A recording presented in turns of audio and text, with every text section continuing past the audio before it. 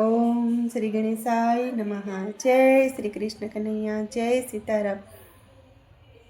ઓમ નમઃ શિવાય. જય શિવ પાર્વતી. મહર્ષિ વેદવ્યાસ રચિત શ્રી શિવ મહાપુરાણ. વિદ્યેશ્વર સંહિતા. અધ્યાય 9. શિવરાત્રિ અને શિવપૂજા વર્ણન. નંદિકેશ્વર કહે છે, ભગવાન શંકર સભામાં બિરાજ્યા તે વેળાએ બ્રહ્મા અને વિષ્ણુએ હાથ જોડીને મહાદેવને નમસ્કાર કર્યા અને જઈને તેમની જમણી તથા ડાબી બાજુએ શાંત ઊભા રહી ગયા. મહાદેવજીની સાથે તેમના પરિવારને પણ આસન આપવામાં આવેલું છે. આ સૃષ્ટિને ઉત્પન્ન કરનારા પુરુષ અને પ્રકૃતિ શિવ અને શિવા બંને સાથે ઓમ નમઃ શિવાય બિરાજમાન છે. ભગવાન અને ભગવતી બંનેની કૃપા મેળવવા ત્યાં પવિત્ર વસ્તુઓનું પૂજન કર્યું. પૂજામાં પુરુષને યોગ્ય અને પ્રકૃતિને યોગ્ય એમ બે પ્રકારની વસ્તુઓ રાખવામાં આવે છે. કોઈ વસ્તુ પુરુષ શિવ માટે યોગ્ય છે તો કોઈ વસ્તુ પ્રકૃતિ શિવા માટે યોગ્ય છે. પુરુષ યોગ્ય વસ્તુ લાંબા કાળ સુધી ટકે છે. પ્રકૃતિ યોગ્ય વસ્તુની અવધિ ટૂંકી હોય છે. હે સનતકુમાર, પ્રભુ સદાશિવ તો ત્યાગી દેવ છે. તેમને વસ્તુનો કોઈ મોહ હોતો નથી, એટલે તેમને અર્પણ થયેલી બધી વસ્તુઓને ત્યાં ઉપસ્થિત રહેવા દેવામાં વહેંચી દીધી. તે વસ્તુને સ્વીકારતા તે દેવોમાં તે સમયે મોટો કોલાહલ થઈ રહ્યો. જે સ્થાન પરથી જ બ્રહ્મા અને વિષ્ણુએ મહાદેવનું પૂજન કર્યું હતું, ત્યાંથી જ ભક્તિને વધારનારા તે શિવજી પ્રસન્ન થઈને બંને નમ્ર પુરુષો બ્રહ્મા અને વિષ્ણુ ને તે શુભ દિવસનો મહિમા કહેવા લાગ્યા. સદાશિવ બોલ્યા, આ મહાન દિવસે મારું પૂજન કરવાથી તમે ધન્ય બન્યા છો. હું તમારા બંને પર પ્રસન્ન થયો છું. આજની તિથિ મને પ્રિય છે, તેથી આ તિથિ શિવરાત્રિ તરીકે પ્રસિદ્ધ થશે. આ તિથિએ જે મારા લિંગનું તથા મૂર્તિનું પૂજન કરશે તે પુરુષ જગતનું પાલન સર્જન કાર્ય કરવાની શક્તિ મેળવશે. શિવરાત્રિના દિવસે ઉપવાસ કરી ઇન્દ્રિયોને વશમાં રાખીને શ્રદ્ધા ભક્તિથી મારું પૂજન કરવું. 1 વર્ષ સુધી નિરંતર પૂજન કરવાથી જે ફળ મળે છે તે ફળ શિવરાત્રિના દિને મારું પૂજન કરવાથી તરત મેળવે છે.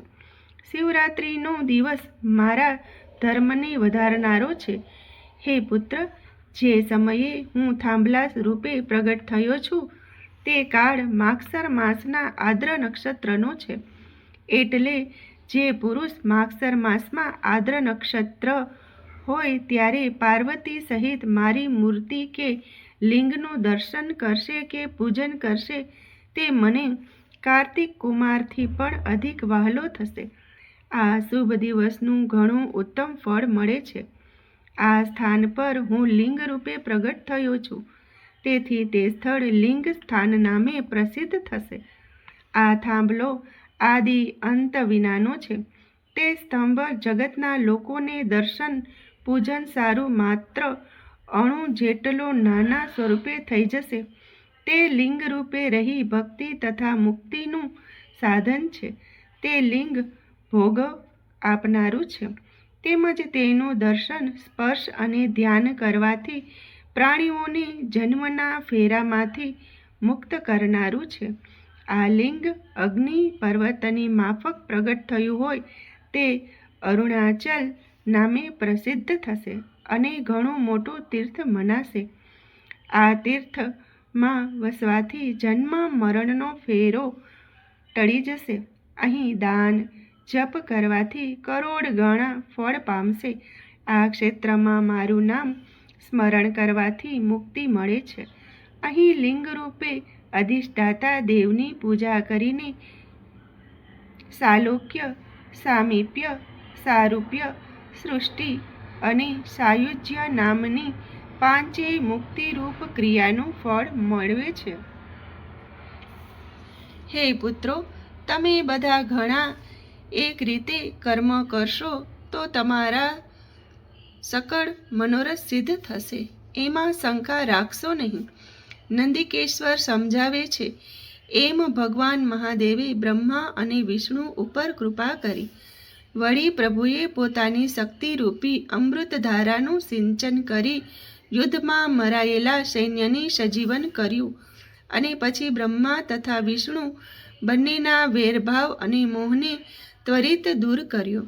પછી સદાશિવ કહેવા લાગ્યા, મારા બે સ્વરૂપ છે, સકલ એટલે કે કલા સહિત અને નિષ્કલ એટલે કલા રહિત.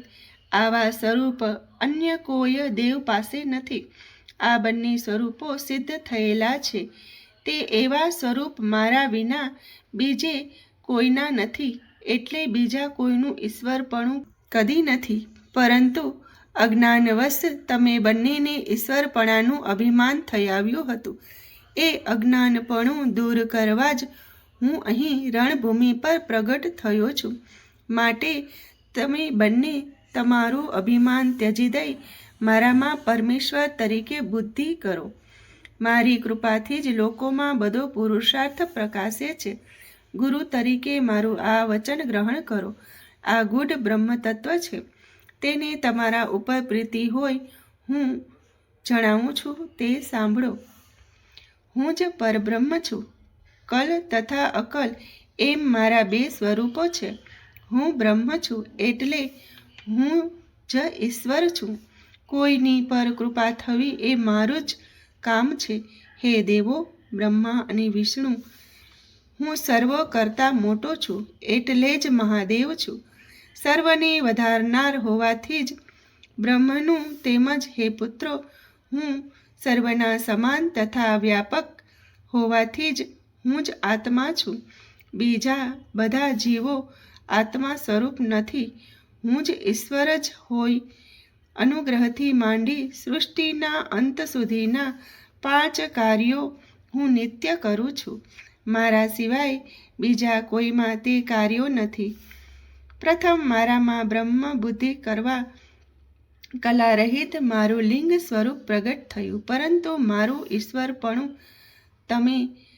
તમને અજાણ્યું રહે તો તે સ્પષ્ટ પ્રગટ કરવા હું કલા સહિત ઈશ્વર સ્વરૂપે સાક્ષાત પ્રગટ થયો. તેને મારું કલા સહિતનું ઈશ્વરપણું સમજવું અને આ નિષ્કલ એટલે કે લિંગરૂપ સ્તંભ છે તે મારા ઈશ્વરપણાને જણાવનાર છે અને તેમાં મને ઓળખનાર તત્વનું લક્ષણ હોય લિંગરૂપે થયેલ છે. માટે હે પુત્રો, આ લિંગની તમારે નિત્ય પૂજા કરવી. લિંગ કે લિંગના કોઈ ભેદ નહીં હોવાથી આ લિંગ મારું જ સ્વરૂપ છે, મારા સામીપ્યનું કારણ છે અને નિત્ય મહાપૂજ્ય છે. હે પુત્રો, જ્યાં મારી પ્રતિષ્ઠા ન થઈ હોય પરંતુ આ પ્રકારના લિંગની પ્રતિષ્ઠા કરી હોય તો હું પ્રતિષ્ઠા કરાયેલો જ ગણાવું છું. મારા એક લિંગની સ્થાપના કરવાથી મારી સમાનતારૂપ ફળ પ્રાપ્ત થયું ગણાય છે અને બીજા લિંગની સ્થાપના કરવાથી તો મારી પાસેથી એકટારૂપ જ ફળ પ્રાપ્ત થાય છે. ઓમ નમઃ શિવાય.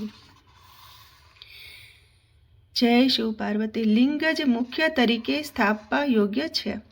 મૂર્તિ તો ગૌણ છે. જ્યાં લિંગ ન હોય ત્યાં ભલે મૂર્તિ હોય પણ તે સંપૂર્ણ તીર્થક્ષેત્ર ગણાતું નથી. હવે પછીનો અધ્યાય આપણે આવતા દિવસોમાં કરીશું. જય શ્રી કૃષ્ણ. જય ભોળાનાથ. જય શિવ પાર્વતી. ઓમ નમઃ પાર્વતી પતયે. હર હર હર મહાદેવ. જય શિવ પાર્વતી. જય ભોળાનાથ.